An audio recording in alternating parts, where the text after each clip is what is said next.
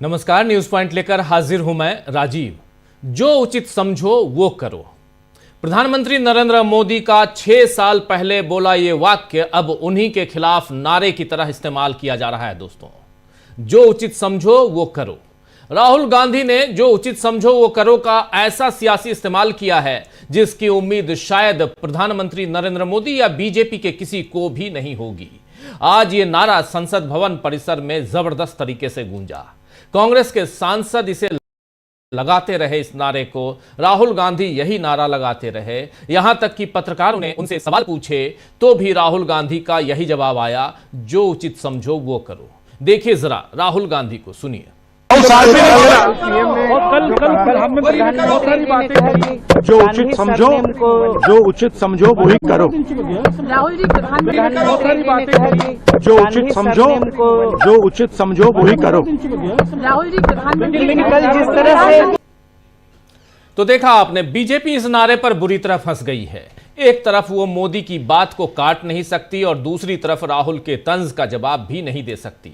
आपको बता दूं कि राहुल गांधी सेना के पूर्व प्रमुख जनरल मनोज मुकुंद नरवणे MM नरवणे की किताब से ही जो उचित समझो वो करो का वाक्य उठाकर लाए हैं। इस किताब पर ही पूरे हफ्ते संसद में बवाल कटता रहा और मोदी ऐसे डरे कि लोकसभा में अपना भाषण देने भी नहीं आए। दरअसल नरवणे ने अपनी किताब में दावा किया है कि जब चीनी सेना ने कैलाश रेंज पर कब्जा करने की कोशिश की तो उन्होंने रक्षा मंत्री राजनाथ सिंह से संपर्क किया और रक्षा मंत्री ने प्रधानमंत्री नरेंद्र मोदी से बात की और फिर 2.5 घंटे बाद जवाब दिया कि PM ने कहा है कि जो उचित समझो वो करो। यानी मोदी ने अपनी जिम्मेदारी तब भी नहीं निभाई और अब भी नहीं निभा रहे हैं। राहुल गांधी ने कल शाम को एक ट्वीट किया था। इस ट्वीट को देखिए, जिसमें राहुल गांधी कह रहे हैं कि बस सवालों से इतनी घबराहट, मोदी जी सच्चाई से ऐसा डरे, झूठ की शरण ले ली, खैर जो उचित समझा वही किया। यहां राहुल गांधी तो दिख रहा है कि PM मोदी ने विपक्ष के हाथों में खुद ही हथियार सौंप दिया है। वैसे संसद में मोदी की मुश्किलें कम ही नहीं हो रही हैं। शुक्रवार यानी आज विपक्षी सांसदों ने मकर द्वार पर, ये आप देखिए मकर द्वार है जहां पे अभी विपक्षी सांसदों को आप देख रहे हैं, मकर द्वार पर विपक्षी सांसदों ने सरकार के खिलाफ प्रदर्शन किया। सांसदों ने जो उचित समझो वो करो के नारे लगाए और हाथ में ट्रैप डील लिखे प्ले कार्ड भी, ट्रैप डील, ये प्ले कार्ड भी दिखाए गए। उसको भी दिखाएंगे थोड़ी देर में आपको। इसमें प्रियंका गांधी समेत विपक्षी सांसदों ने तानाशाही नहीं चलेगी जैसे नारे भी लगाए। देखिए जरा, देखिए ये फुल स्क्रीन जरा ले आइए इसको। फुल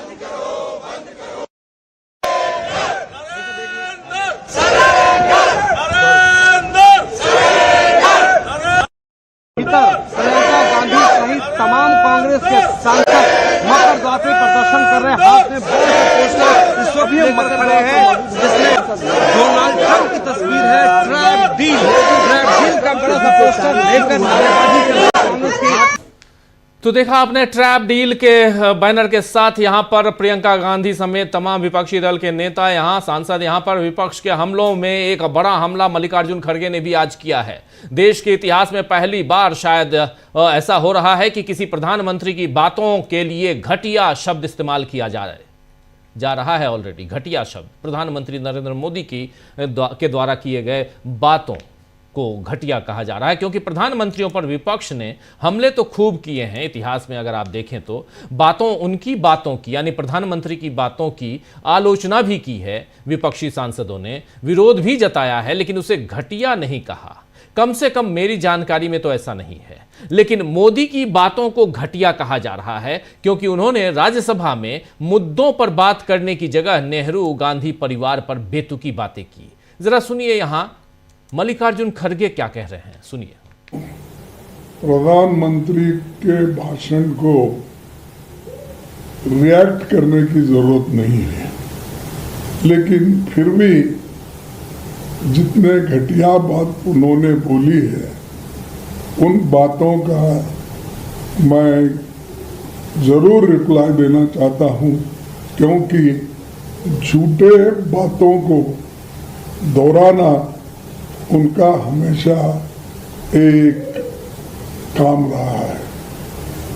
मैं आपसे कहना चाहता हूं कि पार्लियामेंट के उनके 97 मिनट्स के भाषण में वो कोई ऐसा बात नहीं कही, और हम लोगों ने जो घंटों से बात करके उनको ये जो राष्ट्रपति के अभिभाषण पर वो जो विचार थे वो रखे उनके सामने, एक रिप्लाई भी उन्होंने नहीं दिया। सिर्फ 100 साल का, 75 साल का, 50 साल का बात करते रहे। और जब देश के रक्षा की बात जब हम करते हैं, और ये जनरल नरवणे का बुक जो पब्लिश हुआ है, जो हमारे हाथ में मिला, वो आपको कैसा नहीं मिलता? और आप पार्लियामेंट में बोल रहे हैं कि वो किताब नहीं पब्लिश नहीं हुआ। डिफेंस मिनिस्टर बोल रहे हैं, अरे आपके पीछे, आपके तले वो है किताब, आप उसको डिनाई करें, ये तो प्रिविलेज होता है। शाह भी वही बोले और हमारे डिफेंस मिनिस्टर भी वही बोले, बार बार उठ के डिफेंड कर लिए, लेकिन वो बात तो सच निकली कि किताब है। लेकिन जब ये बात हमारे एलओपी ने उठाया, तो सुन रहे थे आप यहां पर मल्लिकार्जुन खड़गे को। कुल मिलाकर संसद का बजट सत्र मोदी के लिए काफी घाटे का साबित हो रहा है। अब 2 दिन के लिए मोदी मलेशिया जा रहे हैं, वहां से लौटकर फिर बताएंगे कि उनका दौरा कितने फायदे का रहा। लेकिन असल बात यही है कि देश को हर तरह का नुकसान भुगतना पड़ रहा है। एसआईआर की बात भी थोड़ी सी यहां करना चाहता हूं। एसआईआर में तो जिस तरह का खेल हो रहा है, उससे सबसे ज्यादा नुकसान लोकतंत्र का हो रहा है। एसआईआर कितनी कमजोर तैयारी के साथ किया जा रहा है, इसका ताजा उदाहरण आपके सामने रखना चाहता हूं। और वो उदाहरण उत्तर प्रदेश से आया है, जहां एक बार फिर दावे और आपत्तियां दर्ज करने की अंतिम तारीख 1 महीने बढ़ाकर 6 मार्च कर दी गई है। और अब अंतिम मतदाता सूची का प्रकाशन 10 अप्रैल को किया जाएगा। चुनाव आयोग ने बताया है कि 27 अक्टूबर को एसआईआर प्रक्रिया शुरू हुई थी। गिनती का चरण पूरा होने के बाद 6 जनवरी को मतदाता सूची का मसौदा प्रकाशित किया गया था। मूल कार्यक्रम के अनुसार दावे और आपत्तियां दर्ज करने की अवधि 6 जनवरी से 6 फरवरी तक थी। लेकिन अब उत्तर प्रदेश के मुख्य चुनाव आयुक्त का कहना है कि चुनाव आयोग ने दावे और आपत्तियां दर्ज करने की अंतिम तिथि 6 फरवरी से बढ़ाकर 6 मार्च कर दी है। इससे मतदाताओं को अपना नाम शामिल कराने के लिए फॉर्म 6, नाम हटाने के लिए फॉर्म 7, इन सब के जरिए सुधार या आपत्तियां दर्ज कराने के लिए 1 और महीने का समय मिल जाएगा। तो बार बार तारीखों का बढ़ना वैसे ही है जैसे नोटबंदी के बाद बैंक से पैसे निकालने की तारीख बार बार बदली गई थी, या जीएसटी के नियम कई बार बदले गए। जैसे नोटबंदी और जीएसटी का नुकसान आम आदमी को हुआ, वैसा ही एसआईआर के बाद हो रहा है। और बिहार में आपने देख लिया, और ये अब जनता देख रही है आगे के जो दूसरे राज्य हैं वहां भी, क्योंकि विपक्ष तो बार बार इस पर आवाज उठा ही रहा है। लेकिन इन सब के बीच जरा दोबारा चलना चाहता हूं उधर संसद की ओर। संसद में क्या कहा गया कल? आपको याद होगा कि संसद में और खासकर लोकसभा में ओम बिरला साहब ने, यानी लोकसभा अध्यक्ष ने कहा कि नरेंद्र मोदी के साथ अप्रत्याशित घटना घट सकती थी, इसलिए हमने उन्हें आने से रोक दिया। लेकिन यही बीजेपी है, और उस समय विपक्ष में थी, मनमोहन सिंह की सरकार थी। मनमोहन सिंह आए थे और वो भाषण दे रहे थे। ये तस्वीर 2014 का है, दूसरा कार्यकाल, आखिरी कार्यकाल। मनमोहन सिंह अपनी बात रख रहे हैं, और देखिए ये क्या हो रहा है। ज़रा फुल स्क्रीन दिखाइए, और ज़रा आप समझ जाएंगे कि हम बताना क्या चाह रहे हैं और ओम बिरला साहब क्या बताना चाह रहे थे। ज़रा ये भी देखिए, पहले ये सुनिए। Debate on the Andhra Pradesh Reorganization Bill, members opposing the bifurcation tore papers and tossed the pieces around. The PM's speech, including any assurances he wanted to give to the residual state of Simandhra, got lost in the din and utter confusion that played out. But despite the din, the Rajya Sabha debate on the to Simandhra, he was able to speak only when MPs from Congress formed a cordon around him. The Home Minister has already mentioned the specific steps our government will take to address the concern of all regions of the state. तो ये मनमोहन सिंह बिना यहाँ डरे, बिना यहाँ किसी तरह से परेशान हुए, अपनी बात रखते हुए, अपना भाषण यहाँ देते हुए, अपनी बात रखते हुए और विरोध में पूरा का पूरा विपक्ष। ये देखिए यहाँ पोस्टर दिखाए जा रहे हैं और सब कुछ दिखाया जा रहा है टेलीविज़न पे। ऐसा नहीं है कि अभी आसंदी की तरफ, अभी तक आपको ये भी पता नहीं चला होगा कि आसंदी पर बैठा कौन है। डिप्टी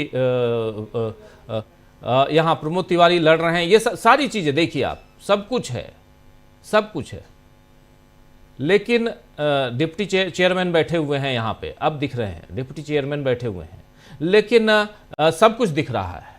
यहाँ स्मृति ईरानी खड़ी हो गई, सब है, लेकिन फिर भी आप याद कीजिए कि यहाँ पे ऐसा नहीं हुआ कि मनमोहन सिंह के बारे में, और देखिए उड़ाए जा रहे, मनमोहन सिंह के ऊपर फेंके जा रहे हैं कागज, वहाँ खड़े हैं, सब कुछ दिख रहा है। लेकिन आज का दौर, ये 2014 है और आज 2026 में हम जी रहे हैं। 2026 में क्या हो रहा है उसका एक उदाहरण आपके सामने, इसके बाद सीधे जरा सुन लीजिए ओम बिरला साहब ने 2026 में कल 5 फरवरी 2026 को उन्होंने क्या कहा है, सुनिए। माननीय सदस्यगण, मुझे बड़े दुख के साथ सभा को सूचित करना है कि कल इस सम्मानीय सदन के कुछ सदस्यों ने लोकसभा चेंबर में जिस प्रकार का व्यवहार किया, ऐसे दृश्यों का सृजन किया, वो लोकसभा की शुरुआत से लेकर आज तक कभी नहीं हुई। हमारे संसदीय प्रणाली में सदन के सभापति का गरिमा में स्थान हमारे संविधान में ही सर्जित किया है। आज तक इतिहास रहा है कि राजनीतिक मतभेदों को कभी भी सदन के कार्यालय तक नहीं लाया गया। प्रतिपक्ष के सदस्यों ने जो व्यवहार अध्यक्ष के कार्यालय में किया, वो हमारी संसदीय परंपराओं के लिए न उचित था, और तो मैं कहूँगा कि वो एक ब्लैक स्पॉट की तरह था। हम सबको सदन सुचारू रूप से चलाने में सहयोग करना चाहिए। इसके बाद जब सदन के नेता को सम्मानीय महामहिम राष्ट्रपति के अभिभाषण पर जवाब देना था, तो मेरे पास पुख्ता ऐसी जानकारी आई कि कांग्रेस पार्टी के कई सदस्य माननीय प्रधानमंत्री जी के आसन पर पहुंचकर कोई भी अप्रत्याशित घटना कर सकते थे। ये दृश्य मैंने सदन में देखा भी सही। अगर ये घटना हो जाती तो ये अत्यंत अप्रिय दृश्य देश के लोकतांत्रिक परंपराओं को तार-तार कर देता। इसको टालने के लिए मैंने माननीय प्रधानमंत्री से आग्रह किया कि उन्हें सदन में नहीं आना चाहिए, और सदन के सभापति होने के नाते मेरी जिम्मेदारी बनती थी कि सदन की उच्च परंपराओं, गरिमाओं को अक्षुण्ण बनाए रखें। सदन के नेता सदन में न बोले, ये सभा के लिए किसी प्रकार के लिए उचित नहीं है। सदन के नेता ने उपस्थित न रहकर मेरे आग्रह को मानकर सदन को अप्रिय दृश्य से बचाया। मैं माननीय प्रधानमंत्री जी को इसके लिए आभार व्यक्त करता हूं कि उन्होंने मेरे सुझाव को माना। आप पोस्टर, पंपलेट लेकर आएंगे तो सदन नहीं चलेगा। आज भी नहीं चलेगा, कल भी नहीं चलेगा। सदन की परंपराओं, गरिमा, सभागार।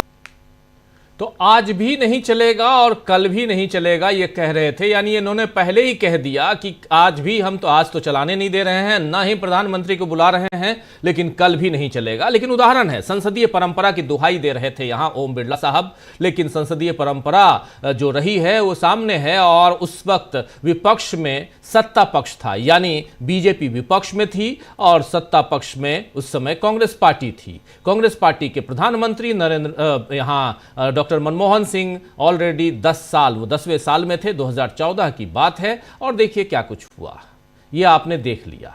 लेकिन ये हैं 2014 के, यानी उस वक्त के प्रधानमंत्री, और आज के प्रधानमंत्री नरेंद्र मोदी आते ही नहीं हैं, डर जाते हैं। और इसीलिए यहां पर बार बार विपक्ष कह रहा है और खासकर राहुल गांधी कह रहे हैं कि डर गए। ये देखिए क्या परिस्थितियां यहां पर, ये 2014 की कहानी है जो आप तक पहुंचा रहे हैं। लेकिन तीसरी एक तस्वीर आपके सामने रखना चाहता हूं। आज की तस्वीर है नरेंद्र मोदी परीक्षा पे चर्चा कर रहे थे।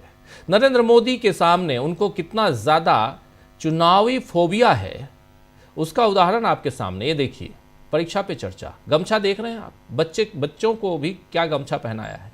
ये गमछा कहाँ का है आप पता कर सकते हैं। ये गमछा असम का है, असमिया गमछा पहन के आप परीक्षा पे चर्चा कर रहे हैं। ये तस्वीर देख लीजिए, परीक्षा पे चर्चा असमिया गमछा के साथ। लेकिन ये बच्चे सिर्फ असमिया नहीं हैं, ये बच्चे छत्तीसगढ़ के भी हैं, मध्य प्रदेश के भी हैं, गुजरात के भी हैं, अलग अलग जगहों के, पूरे देश के बच्चे हैं। और इनसे परीक्षा पे चर्चा क्या सिखा रहे हैं नरेंद्र मोदी? पॉलिटिक्स सिखा रहे हैं या परीक्षा देना सिखा रहे हैं? तो आइए दोस्तों, आज चर्चा करेंगे क्या अपने फैसलों को सही साबित करने में देश का घाटा कर रहे हैं नरेंद्र मोदी, या घाटा करवा रहे हैं नरेंद्र मोदी। ये देखिए तस्वीरें यार, इसको जरा फुल स्क्रीन ले आइए तो ज़्यादा अच्छा रहेगा, अच्छे से देख लेंगे हमारे तमाम साथी। जरा दिखाइए, दिल्ली, तमिलनाडु, छत्तीसगढ़, गुजरात, ये देखिए असम, सब जगह के बच्चे हैं, सब जगह के बच्चे हैं। लेकिन ये देखिए बच्चों का आपने क्या पहनाया, आप गमछा, ये असमिया गमछा। चलिए, आपको सब समझ में आ रहा